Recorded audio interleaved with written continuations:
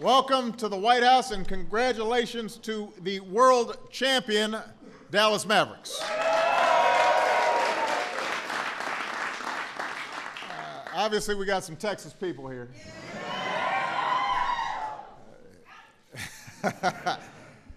This was the Mavericks' first title, so I want to start by recognizing everybody who stuck with the team through good times and through bad, from Don Carter, the original owner, to the arena staff, to all the fans back home.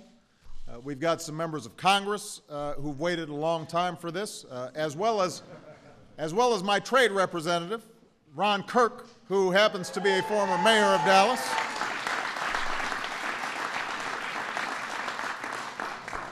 Of course, none of this would be possible if it hadn't been for the shy and retiring owner of the Dallas Mavericks, Mark Cuban. So,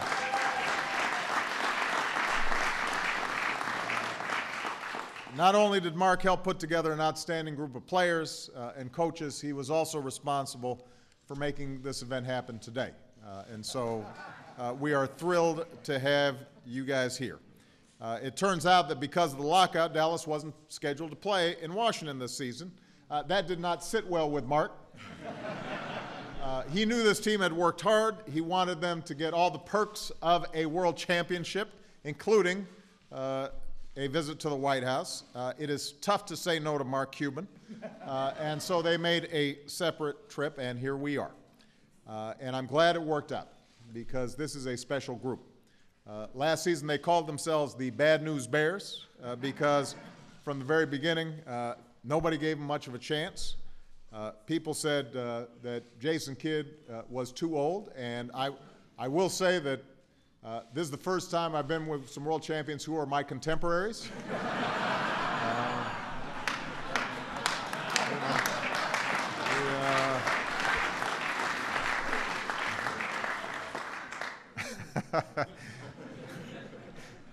They said J.J. Barea was too small, that Dirk Nowitzki was too slow.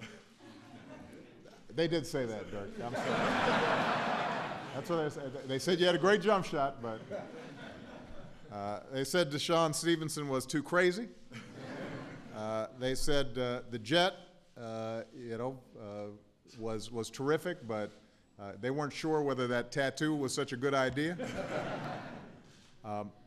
But these players got it done because they know how good teams win, not just by jumping higher or running faster, but by finding the open man, working together, staying mentally tough, being supportive of each other, playing smarter.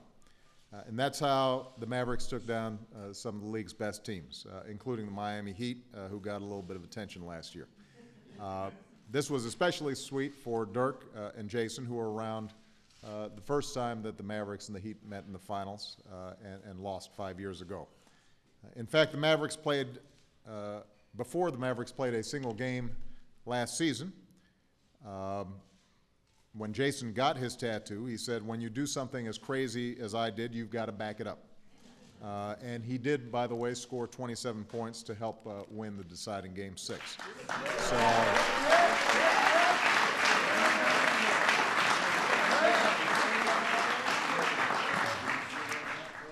Dirk joined the Maverick 13 years ago as a skinny kid from Germany with what he describes as a goofy haircut. Last year, he became the second European player ever to be named Finals MVP, and it wasn't easy. He bent a finger so badly in Game 2 that he had to shoot left-handed. In Game 4, he played through 101-degree fever, but every time he came through when it counted. And I think it's fair to say that we have very rarely seen a better playoff run than Dirk Nowitzki had last year. It was remarkable.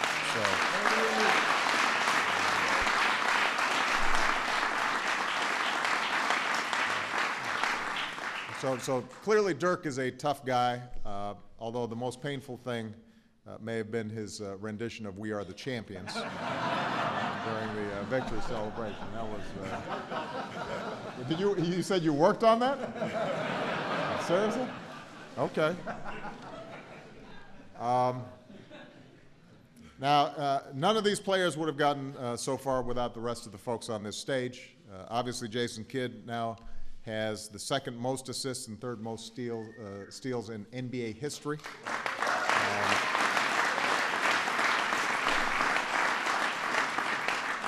It wouldn't have worked without an outstanding coach. And Coach Rick Carlisle has now won a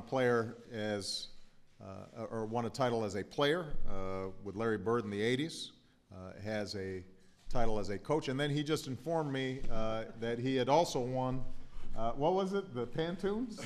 What were they called? The Patroons, the Albany Patroons. The Albany Patroons. Many of you did not know that Rick Carlisle had also won one of those.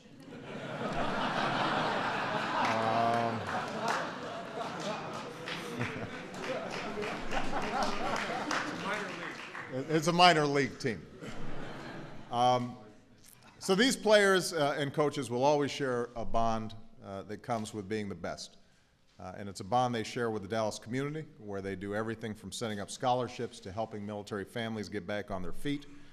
Today, in fact, they met with some wounded warriors here at the White House. I want to really thank them for taking the time to do that. That means so much to people.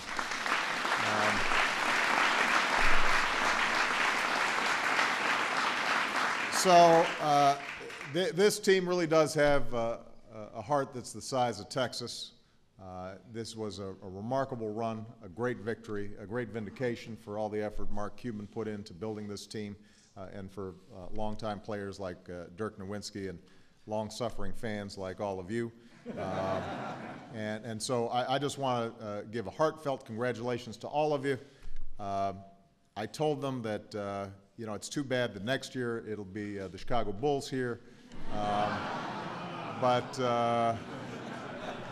they said I shouldn't be so confident. So congratulations, everybody. Give it up for the Dallas Mavericks.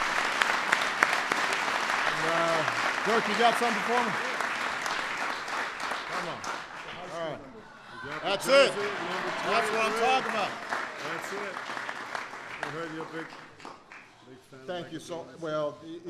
I was actually I was 23 before Jordan. Oh, you were? I was. So he got the number from me. I think. Stole it. He stole it. That's what. I got you. That's what happened. That's beautiful. So I think we're going to take a picture. Are you guys going to break this down?